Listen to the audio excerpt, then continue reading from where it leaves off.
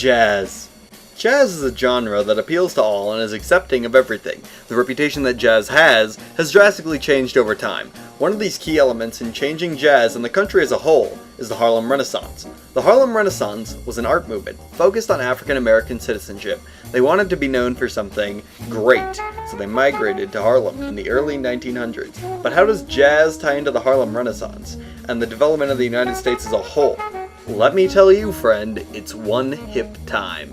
The Harlem Renaissance shared its talents with both Harlem residents and outside New Yorkers. The Cotton Club was one of Harlem's most well-known nightclubs, featuring Duke Ellington. More famous black musicians would move their performances downtown to wider audiences. One of the most important things about Duke Ellington's music was that it was genuine. He was self-taught, began studying piano at age 7, and learned orchestration through experimenting with his band. Ellington later found himself presenting black music as what is called high art. This was notably achieved when Black, Brown, and Beige debuted at Carnegie Hall in 1943. The music was introduced as a tone parallel to the history of the Negro in America.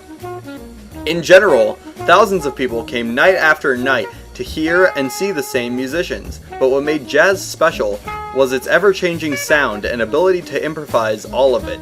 Bessie Smith and Billie Holiday made jazz and blues vocals popular, along with other performers, of course, as Jelly Roll Morton, Louis Armstrong, and many others made the instrumentals what they are.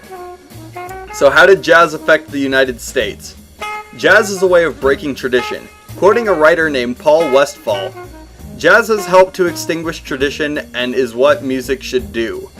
He says that with simply upholding tradition, just for the sake of tradition, innovation and progress will never be made. It allowed many people to express their rights in a more effective way.